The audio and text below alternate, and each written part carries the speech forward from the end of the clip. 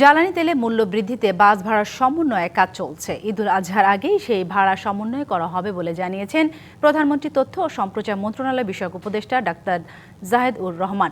সরকারের বিভিন্ন কার্যক্রমের অগ্রগতি বিষয়ে তুলে ধরতে সচিবালয় সংবাদ সম্মেলনে এ কথা বলেন উপদেষ্টা। তিনি জানান, বৈশ্বিক সংকটের কারণে জ্বালানি তেলের দাম বেড়ে যাওয়ায় নিশ্চিতভাবেই দ্রব্যমূল্য ও যাতায়াত ভাড়া বেড়ে যাবে, তবে তা যেন সহনীয় মাত্রায় হয় সে ব্যাপারে কাজ করছে সরকার। জাহেদ-উর রহমান আরও বলেন, অন্তর্বর্তী সরকারের জারি করা ১৩৩টি অধ্যাদেশের মধ্যে যেগুলো ৩০ দিনের বাধ্যবাধকতার কারণে সংসদে পাশ হয়নি, সেগুলো পরে বিল আকারে উত্থাপন করা হবে। তিনি জানান, শাহজালাল আন্তর্জাতিক বিমানবন্দরে আধুনিক নতুন এয়ার ট্রাফিক সিস্টেম চালু করা হয়েছে। আগামীতে বর্ষবরণ অনুষ্ঠানকে বহুমাত্রিক রূপ দিতে এশিয়ার বিভিন্ন দেশের বিভিন্ন উৎসবকে একত্র করে একসাথে পালন করা যায় কিনা সেটা নিয়েও চিন্তা করা হচ্ছে।